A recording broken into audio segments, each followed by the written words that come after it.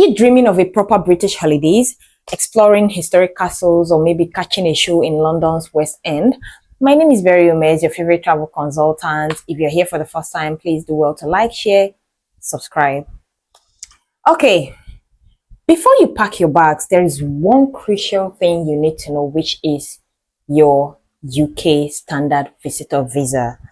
And let's be honest, the application process can be quite confusing sometimes and intimidating, but I got you.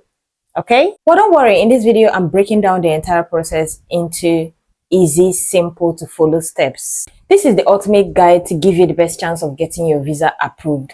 Let's get into it. First things first, do you actually need a visa? If you're a citizen of the US, Canada, EU, Japan, you do not actually need a visa to visit the UK. You just need to get your passport stamped on arrival if you're taking a short trip to the UK.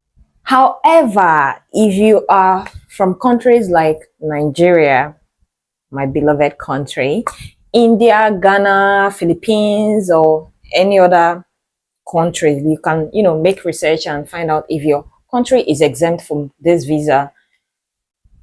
Then you actually need your standard UK visitors visa. The UK Visa and Immigration Office has one main goal: to ensure that you are a genuine visitor. And this boils down to three key things that I'm going to mention right now. They want to ensure that you be leaving the UK at the end of your visit. They also want to know that you can be able to support yourself financially throughout the duration of your stay in the UK. And they also want to ensure that you have a legitimate reason for visiting, maybe for tourism purpose, or you're coming for events or shows or conferences. Whatever it may be, it has to be very genuine. I'm going to be listing the required documents for this UK standard visitors visa, and they include your current passport, which should have at least 6 months validity. You need a previous, like if you have a previous passport that contains your previous travel histories, you also need that so they can go through it. You will need a duly filled online application form. You will need your visa fee payment confirmation. You need your recent passport sized photograph that meets the UK visa requirements. Also, you will need proof of financial means, bank statements for the last 3 to 6 months, salary slips for the last 6 months if you are working, proof of employment if you are working again. But if you're self-employed, they would be needing your bank statement, your CAC or business registration, your tax returns, and all of that if you are self-employed.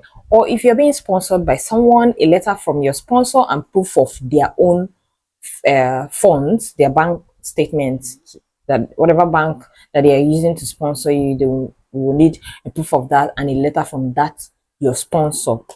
Do you get? There are optional requirements, which includes if you have properties, if you have fixed deposit assets, certificates, evidence of savings, your car registration, your property, just anything that can prove strong ties to your home country. If you have it, you can also present that. It will boost your visa application a lot, trust me. Then, like I said before, if you're working, your proof of employment should also include a letter from your employer approving your leave. And if you're a student, a letter from your school, college, university confirming your enrollment and leave as well, or holidays. Then coming down to your travel plans and accommodation, you need a detailed travel itinerary, like your flights booking, your hotel booking, and if you have tourist places that you want to visit and you feel like you can be able to, make reservations for that, you can also submit that to help boost your application. Then, if you're staying with any friend or family, they can also give you an invitation. They can write you an invitation letter that proves that they are going to be accommodating you during your stay in the UK. Then when you're doing that, you don't have to submit any hotel reservation or whatever. A day-to-day plan of what you intend to do in the UK, like the places that you want to visit, British Museum, and the rest of them. Additional documents, if applicable, includes marriage certificate. If you are married, you can also add your marriage certificate. It will boost your visa a lot. Trust me. Your birth certificate, your proof of business activities. If you are going to the UK for business, you need to attach your proof of business activities and all of that. Then coming down to the application step-by-step process, you are starting from checking eligibility and starting your application online through the official UK government website, please. Very important. Second is completing the online application form.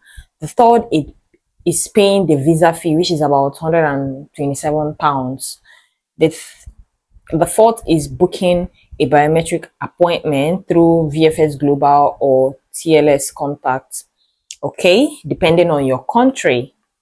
Attend your appointments. At your appointment, you'll be submitting some documents and then you'll be getting your biometrics done, right? Submitting your passport as well. Have your photograph taken. Decision waiting time is around about 3 to 8 weeks, and then you can pay for priority services to get a faster decision. Also, if you are applying for visa if you're applying for 6 months or 1 year or 2 years, it's just the same process. The only difference is that the visa fee varies. Like if you're applying for 6 months, it's around £127. If you're applying for 2 years, it's around like 400 and something pounds. So it just depends. It's exactly the same process. The only difference is the visa fee that you are paying, depending on how long, depending on the duration of visa that you're applying for. Do you understand? Once a decision is made, your passport will be returned to you either by courier or you collect from yourself, you pick up yourself, or you request for the courier option of delivery. You get? So important things to note: apply early. Apply at least 3 months. If you know you're traveling, let's say in September, you can apply, can start your application around May, June. Do you get? Apply at least 3 months to the time you're actually going to travel. Do you get? Honesty is crucial. Whatever you are doing, try to be as honest as possible. Don't use fake documents to run your application, please. That is very important, because once you use any fake document and it is discovered, trust me, you're getting a 5 to 10 years ban, which is something you would not want.